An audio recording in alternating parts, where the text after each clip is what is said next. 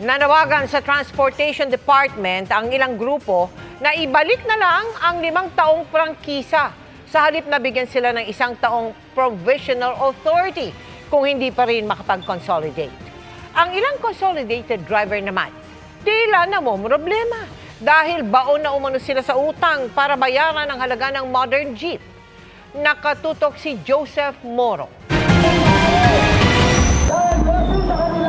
Matapos ang lampas 2 dekadang pamamasada, namumroblema si Arin Sumugat dahil sa Hulyo mag-e-expire na ang kanyang prangkisa. Kung hindi siya sasali sa Public Transport Modernization Program o PTMP, baka raw maituring na siyang kolorum. Payagan kami magrehistro para makapaghanap buhay kami. Kasama si Arin sa mga pumunta sa opisina ng Department of Transportation para ulitin ang panawagan na tuluyan ng itigil ang PTMP. Ang gusto nila ibalik ang 5 taong prangkisa sa halip sumali ang mga driver sa kooperatiba. Mismo ang Pangulo nga raw at si Transportation Secretary Vince Dizon nagsabing hindi practical sa ngayon ang PTMP.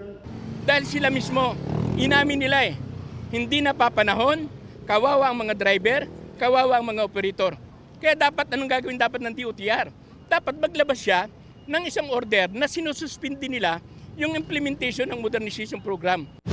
Sa Iloilo at Bacolod City, nagtigil pasada ang mga grupong kontra sa modernization program. Maghapon silang nagsagawa ng pagkilos. Pero sabi ng DOTR, sa kabila ng pag-amin ng gobyerno ng pagkukulang sa programa, hindi ibig sabihin na ititigil na nito ang PTMP.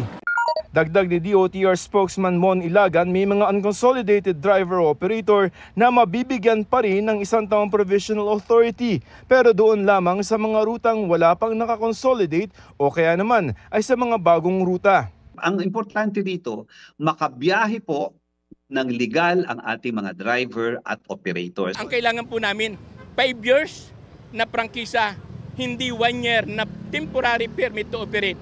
Parang ano po yan bigyan kami ng 1 year, paano pagkatapos ng 100 taon? Ang mga grupo nag-consolidate naman tulad ng AltoDAP humihingi ng tulong sa gobyerno dahil nababaon na raw sa utang ang ilang kooperatiba, lalo na yung mga nasa maikling ruta na kaunti lamang ang kita at hindi sapat para mabayaran ang ₱1,000,000 halaga ng modern jeep.